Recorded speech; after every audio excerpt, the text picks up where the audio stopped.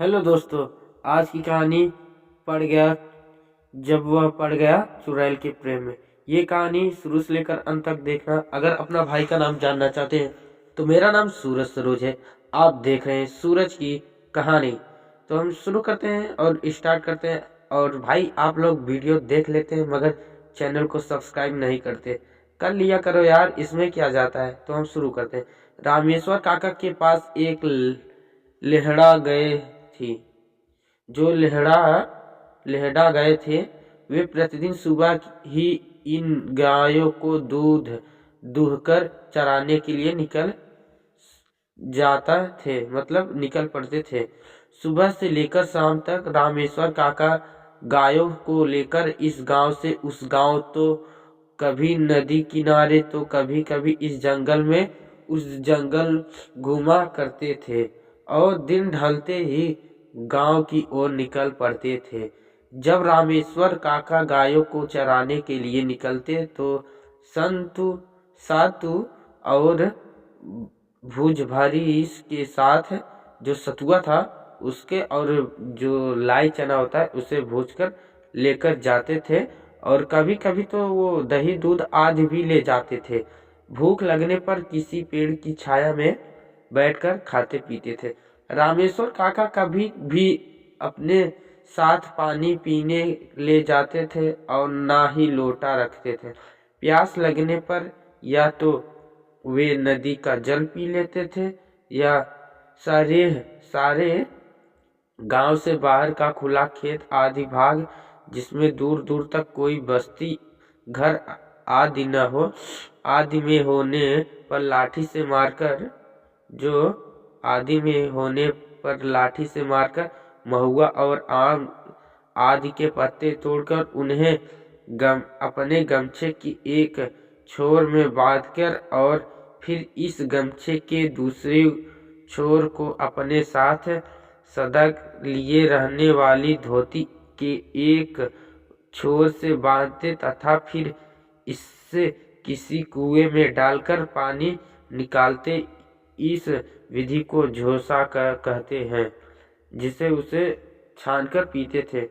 इसमें बहुत अधिक पानी तो नहीं निकलता, पर 2 से 3 बार में पीने पर भर का पानी अवश्य निकल आता है। एक बार की बात है कि रामेश्वर काका बीमार पड़ गए। अब उनके गायों गोरू को चराने कौन ले जाए।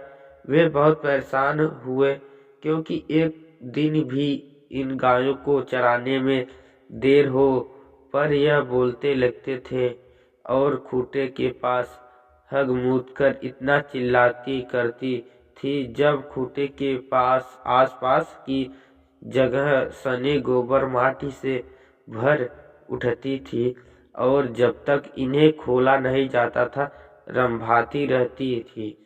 एक दिन बीता तो 2 दिन बीता और रामेश्वर काका की तबीयत ठीक नहीं हुई। रामेश्वर काका इन 2 दिनों में गायों को आगे पुआल या जो कहते पियरा वो या खांची में भूसा घास आदि डाल देते हैं और पानी आदि दिखा देते थे। पर गायों को प्यास लगने पर पानी तो पी लेती, पर पियरा आदि खाने का नाम ही नहीं लेता। जो पियरा और घास थी वो खाने का नाम ही नहीं लेते थे। खूंटे के आसपास घूमा करती। इन 2 दिनों में तो कुछ गायों ने अपना पगहा भी तोड़ दिया और चरने के लिए भागने लगी। कैसे भी करके रामेश्वर काका ने इन गायों पर काबू किया। तीसरे दिन भी रामेश्वर काका की तबीयत जब तक ठीक नहीं हुई, उन्होंने सनेसा जो था सान देते हैं हमारे यहाँ भूसा भेजकर और सनेसा पहुंचा दिया था ससुराल में। अपने सरपुत्र घानेश्वर को बुलाया। घानेश्वर 16-17 साल की किशोरा था। वो किशोर लड़का था और बहुत ही सुंदर तथा भला चंगा था। घानेश्वर ने आते ही अपने फूफा को सारा काम संभाल लिया। घानेश्वर बहुत ही समझदार लड़का था। वह प्रतिदिन भिन्न सहारे 3 बजे ही जग जाता और नित्य क्रिया करके निपट कर 5 बजे तक पढ़ाई करता और उसके बाद गायों को खोलकर चराने के लिए निकल पड़ता। वह अपने साथ अपनी पुस्तकों को बैठन ले जाने कभी नहीं भूलता। किसी चराने वाला जगह पर गायों को चराता छोड़कर वह किसी पेड़ आदि के छाया में बैठकर पढ़ाई करता। एक बार की बात है कि गायों को चरते चरते घानेश्वर एक जंगल में दूर तक निकल गया।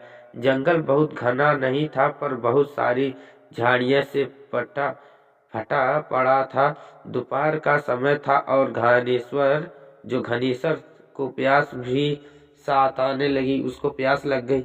घनेश्वर गायों को चराता छोड़ जंगल में पानी की तलाश में इधर उधर दौड़ भाग करने लगा।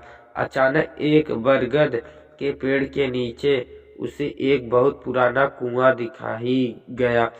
कुआं बहुत ही पुराना था पर उसका जगत हाल में ही पक्की ईंट से बांधा गया जान पड़ता था। वो लगता था कि अभी बना है। घनेश्वर ने देर न किया, बिना जंगल में कुछ झाड़ियों के हरे पत्ते तोड़कर और उन्हें गमछे में बांधकर झोसा बनाया। फिर अपने फूफा की तरह गमछे के एक छोर से धोती बांधकर उसे कुएं में लटकाया। पर कुएं में पानी का सतह बहुत ही नीचे था और झोसा पानी तक नहीं पहुंचा पाया। उसने लाख कोशिश की, नई हाथ-कड़े अपनाए, फिर भी पानी तक नहीं पहुंचा। अब वह पसीने से तर-तर हो गया था। अब धोती से सर बांध के पसीने को पोंछते हुए उसी कुएं की जगत पर बैठकर कुछ सोचने लगा। तभी पायल की छम-छम की आवाज उसके सोचने में क्रम को बाधित कर दिया।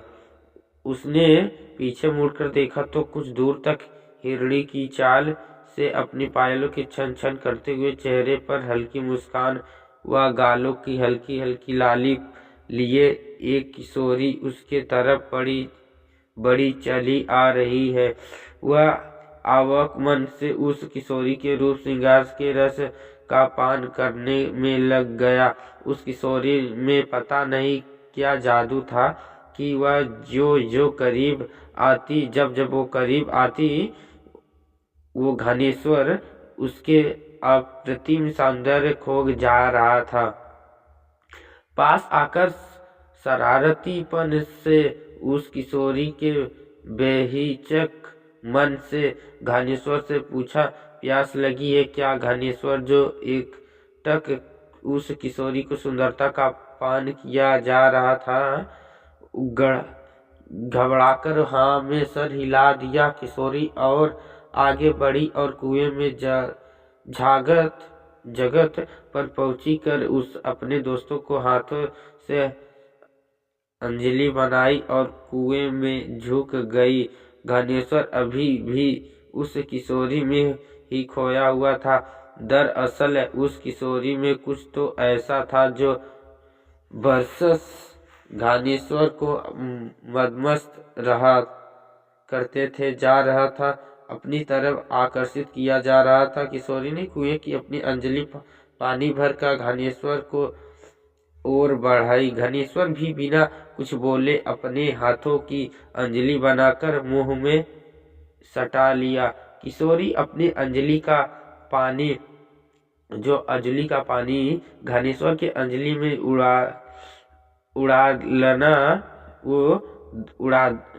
अडोरने लगी, मतलब वो डालने लगी शुरू किया और घनेश्वर की अमृत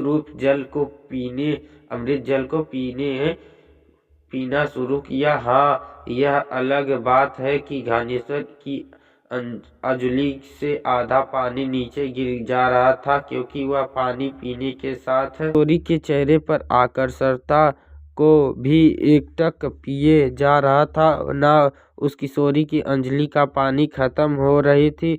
पानी पिलाने का यही सिलसिला लगभग आधे घंटे तक। जब किशोरी को लगा कि यह व्यक्ति पानी कम अपितु उसको एकटक्के निहारे का काम अधिक कर रहा है, तो वह थोड़ी असहज होकर बोली, और पिलाऊं कि बस? अब फिर घानेश्वर ने कुछ बोले, केवल नामे सिर हिला दिया। उसके बाद किशोरी ने घानेश्वर का एक मदकता भरी आवाज में फिर पूछा, अब मैं चलूं? फिर घानेश्वर ने हाँ में सिर हिला दिया। किशोरी फिर हिरणी की चाल से पता नहीं जंगल में कहाँ खो गई। घानेश्वर कुछ समय तक चुपचाप उस कुएं की जगह पर बैठ रहा और फिर अचानक पता नहीं क्यों सूझा कि उठाकर गायों की ओर चल दिया। गायों की दिशा में बढ़ते समय घानेश्वर कोई प्यार भरा गीत गुनगुना रहा था। गायों को लेकर घानेश्वर घर पहुंचा। आज वह बहुत खुश लग रहा था और रह रहकर कोई प्रेम भरा गीत छेड़ जाता था। उसकी भूख प्यास गायब हो चुकी थी और उसने अपनी बुआ के लाख कहने के बाद भी रात को कुछ नहीं खाया और अपनी खाट पर सोने चला गया, क्योंकि उसने एक खुशनुमा बेचैनी सताए जा रही थी और वह लेटे लेटे कभी कभी खाट से उठ जाता और कुछ गुनगुनाने के बाद या दो चार कदम चल कदमी करन के फिर से खोट पर लेटा, जो खटिया था उस पर लेट गया। उसके एक कदम एकदम से समझ में नहीं आ रहा था कि वह क्या कर रहा है, यह उसके बाद ऐसा क्यों लग रहा है। अचानक वह जागते हुए एक स्वप्न देखने लगा कि वह स्वप्न कुछ और नहीं बस। आपको कहानी अच्छी लगी हो चैनल को सब्सक्राइब कर देना, इसका पार्ट 2 आने वाला है कल।